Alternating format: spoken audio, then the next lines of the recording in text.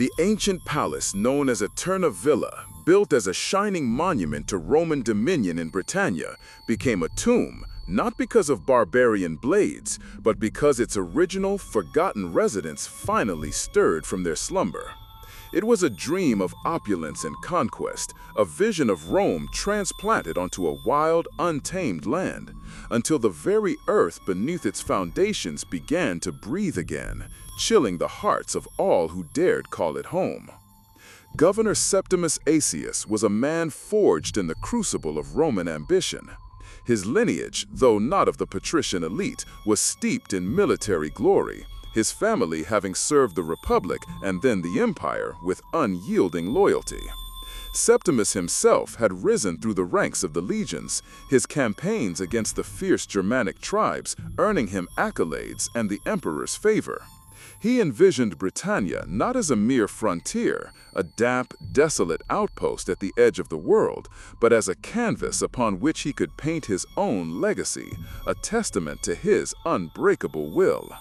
His appointment as governor of Britannia Superior was both a reward and a challenge, an opportunity to truly leave his mark far from the stifling political intrigues of Rome.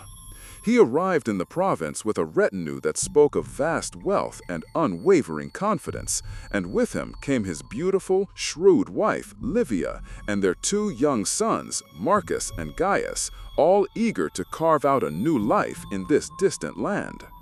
His dream was not merely to administer, but to civilize, to build, to showcase the glory of Rome in a place so wild it seemed to resist such notions. He yearned for a residence that would be more than a mere military camp or a functional praetorium. He desired a true palace, a villa of such breathtaking splendor that it would awe both the conquered Britons and his fellow Romans alike. He envisioned Aeterna Villa, a name he chose himself, meaning eternal estate, a bold proclamation of enduring power. The location he selected for this grand project was stunning, a high, sweeping bluff overlooking a verdant valley, through which a narrow, mist-shrouded river snaked its way to the coast. It was a place of wild, untamed beauty, yet possessed an ancient, almost sacred stillness. The local tribes, a scattering of secretive Celtic clans, held this particular bluff in a strange reverence. They rarely ventured there, even for hunting, claiming it was a place of the old ones, a threshold to the other world. Septimus, a pragmatic Roman, dismissed these whispers as the primitive superstitions of a conquered people. Building Aeterna Villa was an immense undertaking, spanning years and consuming vast resources. Hundreds of skilled Roman artisans, engineers, and thousands of local laborers toiled under the unforgiving Britannic sky. Marble was imported from Carrara, mosaics crafted with painstaking detail, frescoes painted by master artists brought from the heart of the empire. The villa was designed with every luxury imaginable: sprawling baths fed by complex aqueducts, heated floors, vast courtyards adorned with statues of Roman gods and emperors, libraries filled with scrolls, and banqueting halls large enough to host legions. From the imposing gates to the intricate carvings on its column capitals, Aeterna Villa was meant to be a beacon of Roman might and culture, a defiant statement against the wilderness that surrounded it. It began as a dream, a monument to a man's vision, but even in its earliest stages, a faint, unsettling hum began to emanate from the very earth it rose from. The first cracks in Septimus's grand vision appeared not in the masonry, but in the morale of the workers. During the excavation for the foundations, a large stone burial mound, previously unnoticed beneath a thick layer of turf, was unearthed.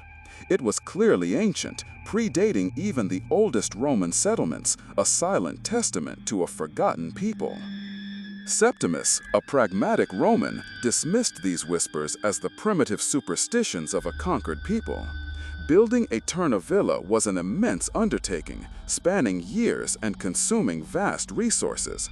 Hundreds of skilled Roman artisans, engineers, and thousands of local laborers toiled under the unforgiving Britannic sky. Marble was imported from Carrara, mosaics crafted with painstaking detail, frescoes painted by master artists brought from the heart of the empire. The villa was designed with every luxury imaginable: sprawling baths fed by complex aqueducts, heated floors, vast courtyards adorned with statues of Roman gods and emperors, libraries filled with scrolls, and banqueting halls large enough to host legions. From the imposing gates to the intricate carvings on its column capitals, Aeterna Villa was meant to be a beacon of Roman might and culture, a defiant statement against the wilderness that surrounded it. It began as a dream, a monument to a man's vision, but even in its earliest stages, a faint, unsettling hum began to emanate from the very earth it rose from.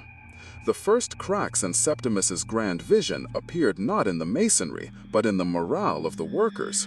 During the excavation for the foundations, a large stone burial mound, previously unnoticed beneath a thick layer of turf, was unearthed. It was clearly ancient, predating even the oldest Roman settlements, a silent testament to a forgotten people. The local laborers, coerced into working on the site, refused to touch it. They muttered about desecration, about angering the ancestors, their eyes wide with a fear that seemed deeper than any Roman whip. Septimus, impatient and contemptuous of their barbarian beliefs, ordered his legionaries to dismantle the mound themselves. As the crude stones were torn away, exposing primitive burial chambers, a palpable coldness, distinct from the damp air, seemed to seep from the earth. A persistent, low hum, barely perceptible but deeply unsettling, began to resonate in the ground, an almost subliminal vibration that grated on the nerves. One particularly harsh winter, a severe outbreak of illness swept through the labor camps, claiming dozens of lives. It was not the usual fevers, the healers reported, but a strange wasting sickness, accompanied by vivid, terrifying nightmares that left the victims screaming until they simply faded away. Septimus attributed it to poor hygiene and the brutal weather, but Livia, ever observant, noticed the fear in the eyes of the remaining workers, the way they would subtly avert their gaze from the half-built villa, as if it were cursed. She recalled stories from her childhood, tales of gods demanding tribute, of lands that remembered. The hum intensified for her, a thrumming beneath her very feet that seemed to echo in her bones. She never spoke of it, fearing her husband's dismissive scorn, but a seed of unease was planted deep within her. After 5 arduous years, AeternaVilla was finally completed, a marvel of engineering and aesthetics. Septimus, Livia, and their sons, along with a host of Roman officials, soldiers, and servants, moved in. For a short while, the dream held true. Banquets were held, laughter echoed through the courtyards, and the sounds of music and revelry filled the grand halls. Septimus reveled in his creation, proud of having bent this wild land to his will. Yet, the unsettling hum never truly vanished. It became a subtle undertone to the palace's sounds, a constant, low vibration that some attributed to the deep cellars or the aqueducts, but others felt deep in their gut. Then the incidents began, small things at first. Guards reported hearing whispers in the empty corridors at night, the clinking of unseen armor, the shuffle of phantom feet. Servants would find doors they swore they had locked ajar, or objects moved from their rightful place. The dogs, fierce Roman mastiffs, would sometimes howl uncontrollably at empty corners, their hackles raised, their eyes fixed on nothing. Livia's prized Persian cat, a creature of elegant indifference, grew agitated, hissing at shadows and refusing to enter certain rooms. Septimus, now ensconced in his grandeur, grew irritated by these reports, dismissing them as the superstitious imaginations of simple minds, perhaps fueled by too much wine. He would have the guards flogged for dereliction of duty, claiming they were sleeping at their posts. But the fear began to infect even those closest to him. His youngest son, Gaius, a boy of 6, began to suffer from night terrors. He would wake screaming, pointing at the ornate ceiling, crying about the old ones watching him, their faces like stone, their eyes like moss. He spoke of hands reaching from the walls, of a cold breath on his neck when no one was near. Livia, her heart aching for her son, tried to comfort him, but she too felt the oppressive chill, the heavy silence that sometimes descended upon the villa, silencing all natural sounds. She started to notice the frescoes, which once seemed so vibrant, now appeared to gaze down with an unnerving intensity, their painted eyes following her as she moved through the long galleries. It was as if the art itself was absorbing the unsettling atmosphere. The first truly undeniable tragedy struck with brutal suddenness. Cassius, Septimus's most trusted centurion, a man who had stood by him through a dozen campaigns, was found dead in his quarters. There were no marks of struggle, no wounds.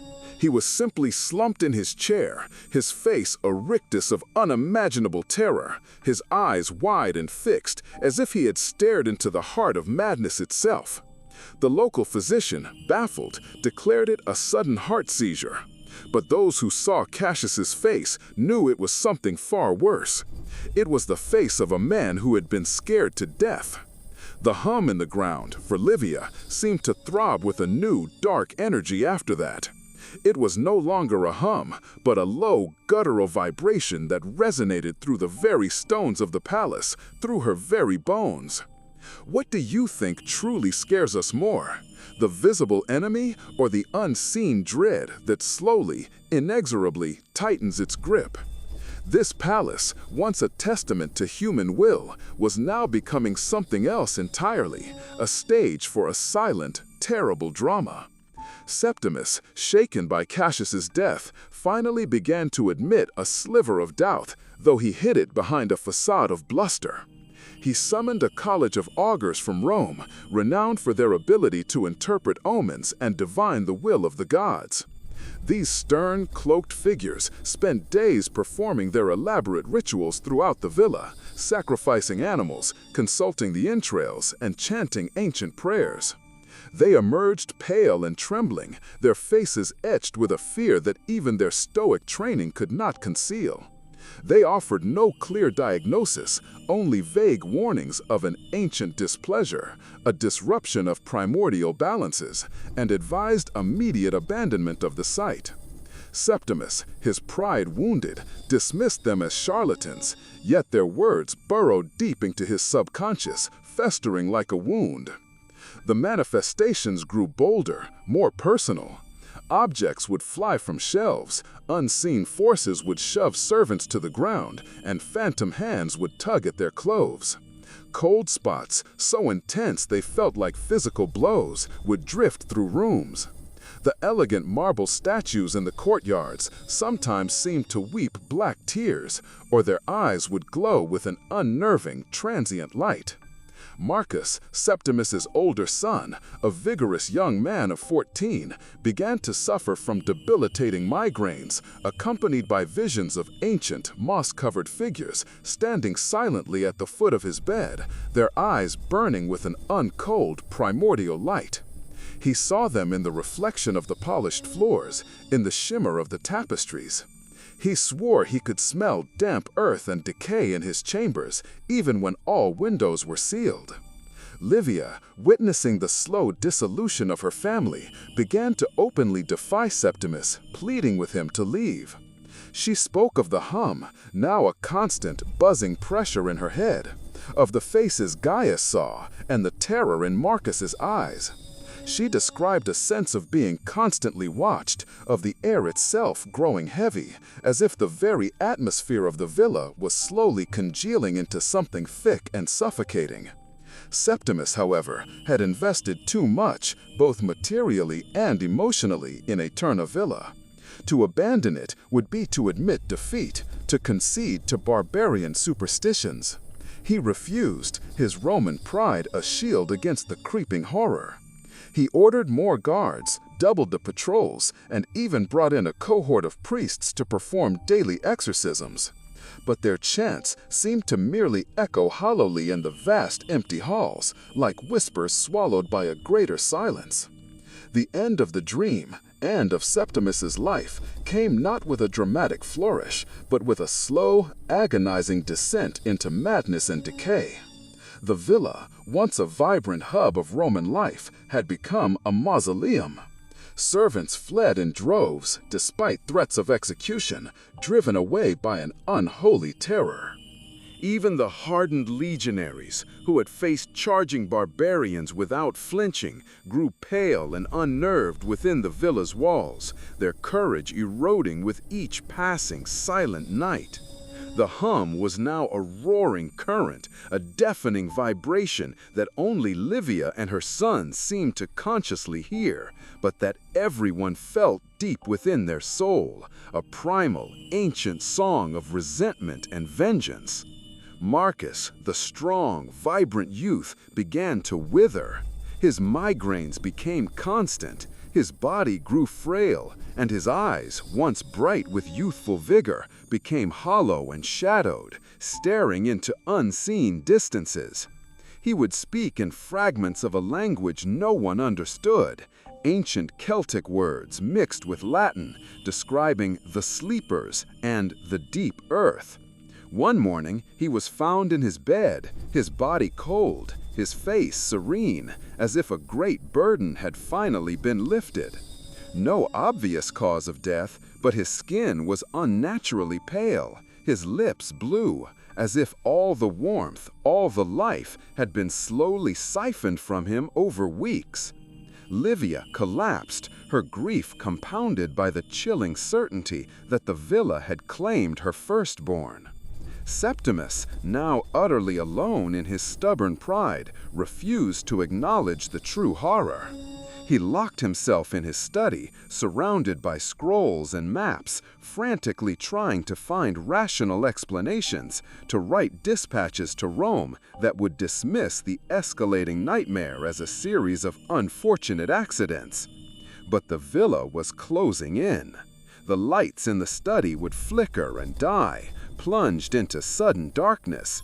The very air around him grew impossibly cold, even by Britannic standards. He claimed to hear the whispers of his ancestors, urging him to fight, to endure. But Livia, who sometimes peered through the crack in his study door, saw him arguing with empty chairs, his eyes wide and unfocused, his hair rapidly turning white. He smelled of damp earth and something else, something metallic and ancient, like rust and blood. As the villa became a living tomb, young Gaius, the last surviving son, started to speak lucidly about the old ones. He described them as protectors of the land, angered by the digging, by the foreign stone. He spoke of their pain, their long sleep disturbed. He would talk to empty spaces, nodding as if in conversation, his small hand sometimes reaching out to touch an unseen presence. Livia, clutching her son, knew they had to escape, but Septimus, now a skeletal figure consumed by his private torment, forbade it. He paced the grand halls, a ghost in his own palace, his once magnificent robes hanging loosely on his emaciated frame. He was no longer the proud governor, but a man haunted, a man whose mind was slowly being devoured by an unseen ancient hunger. If you've ever felt the profound weight of a place, the way history can cling to the very walls, then perhaps you understand how a building can become more than just stone and mortar. Sometimes the land itself remembers, and it doesn't forget. His final hours were spent in a state of utter delirium. Livia found him one morning, not in his bed, but slumped against a cold marble pillar in the central courtyard, beneath a statue of the Emperor Hadrian, which now seemed to gaze upon him with contempt. His skin was translucent, almost papery, and his eyes were open, fixed on the sky, but utterly devoid of recognition. He was muttering, whispering names no one knew, pleas to entities no one could see. His breath was shallow, rasping. Livia rushed to him, cradling his head, calling his name. For a brief moment, his eyes seemed to focus on her, and a flicker of the old Septimus, the proud, ambitious Roman, returned. He managed one guttural whisper, a single word. They wake. Then his body seized, a silent internal spasm, and he simply ceased to be. He was found, not dead, not living, but something else entirely, a vessel emptied, his life force drained away by the ancient spirits he had so foolishly disturbed. He hadn't been killed by a physical blow, but by the relentless, invisible assault of a land that finally remembered who its true residents were. Aeterna Villa was immediately abandoned. No Roman, no Briton would ever dare inhabit it again. The story of Governor Septimus, his beautiful wife Livia, who vanished with her last son shortly after his death, and the palatial tomb they had built became a terrifying legend whispered among the legions and the local tribes. For a short time, Roman patrols would occasionally pass by, seeing the gates standing ajar, the exquisite frescoes peeling, the marble courtyards overgrown with weeds. They reported hearing the constant hum, now a mournful wail carried on the wind, and described an overwhelming sense of dread that permeated the very air around the structure. The Roman administration, eager to bury the scandal of a governor's inexplicable demise and the abject terror that had plagued his residents, officially attributed the abandonment to structural instabilities and cost overruns. But everyone knew the truth. Over the centuries, Aeterna Villa slowly surrendered to the elements. Its grand walls crumbled, its roofs collapsed, its marble statues toppled, and the intricate mosaics were swallowed by the invading earth. The beautiful dream palace became a ruin, a silent mound of stone reclaimed by the wild British landscape. The whispers of the old ones grew fainter, merging with the wind and the rustle of leaves, but the place retained its palpable chill, its unspoken history. Even today, if you were to stand upon that high bluff overlooking the verdant valley, you might feel a lingering presence, a subtle vibration beneath your feet, a faint, ancient hum in the air. It makes you wonder, doesn't it? What deep, forgotten histories lie beneath the foundations of our grandest achievements? What primal forces, what ancient covenants have we unknowingly disturbed in our relentless quest for power and progress? Septimus Aetius learned too late that some dreams are built on nightmares and that sometimes the earth itself exacts a price. The story of Aeterna Villa is a chilling reminder that some places remember and some debts are paid in terror centuries after they are incurred. If you found yourself caught in a place like Aeterna Villa, faced with an unseen terror that slowly stripped away everything you held dear, what would be your final desperate prayer? Let us know in the comments below, and if you're drawn to these tales of ambition and dread, remember to subscribe to How They Died, where we unearth the forgotten endings of history's most compelling figures.